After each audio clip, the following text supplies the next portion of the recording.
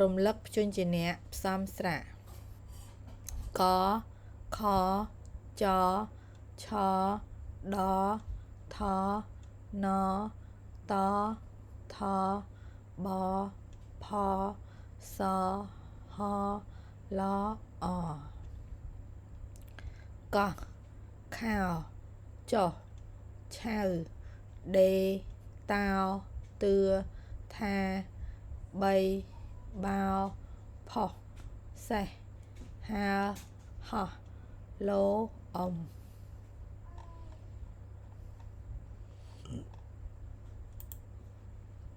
កោះនៅកំពង់សោមមានកោះជាច្រើនខោម៉ូតថ្មីស្អាតណាស់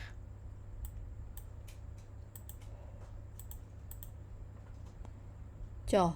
ពេលចុះជណ្ដើរត្រូវប្រុងប្រយ័ត្នឆៅជនជាតិជប៉ុនចូលចិត្តញ៉ាំសាច់ឆៅ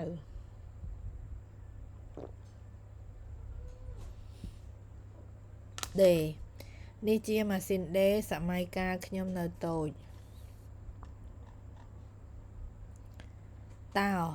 តោជាស្ដេចសត្វព្រៃទឿកម្ពស់ក្រោម1.50 ម៉ែត្រគេហៅថាមនុស្សទឿថាម៉ាក់ប្រាប់ថា នៅសាលាត្រូវស្ដាប់បង្គាប់អ្នកគ្រូ3មានមនុស្ស3នាក់កំពុងឆ្លោះគ្នាបោរទេះបោមុខជិះទៅមុខមិនកើតទេផុសម៉ូតក្រចកផ្កាផុសស្អាតណាស់សេះពីដើមគេប្រើសេះជាយានជំនិះហើខ្លែងហើសំកាំងនៅលើខ្លែងហើសំកាំងលើទឹកដើម្បីចាប់ត្រីហោះយន្តហោះកំពុងហោះនៅលើមេឃឡូរង្វាស់1ឡូមាន12អ៊ំនៅកម្ពុជាបុណ្យអ៊ំទូកជាបុណ្យជាតិ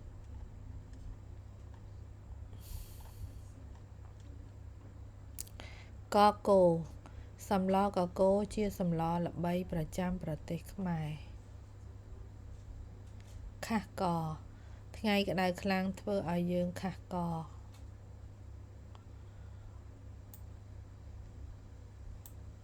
ចរចា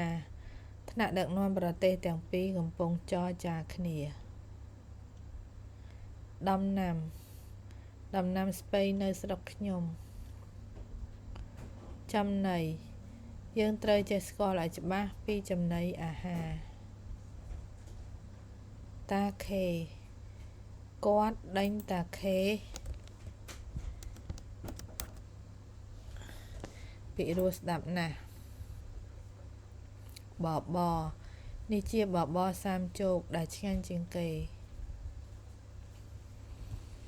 ដំបៅក្នុងមាត់ឈឺខ្លាំងណាស់កាផាសម្រាប់ស្ពាយដាក់សម្ភារៈសរសេរយើងត្រូវអង្គុយសរសេរទើបមិនខូចភ្នែកសរសើរកូនល្អតែងតែត្រូវម៉ាក់ប៉ាសរសើរជានិច្ចហូហែភ្ញៀវទេសចរមកលេងអង្គរវត្តជាហូហែកីឡាក្មេងប្រុសចូលចិត្តលេងកីឡាណាស់អាហារយើងគួរចេះជ្រើសរើសអាហារដែលល្អមកញ៉ាំ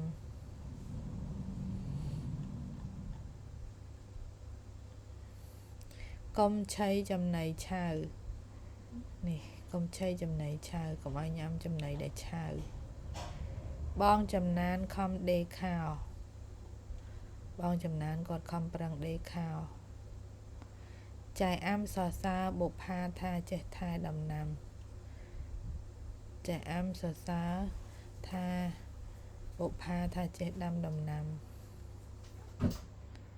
ដាំកាប់ដីដាំ បងចំណានខំដេកខោ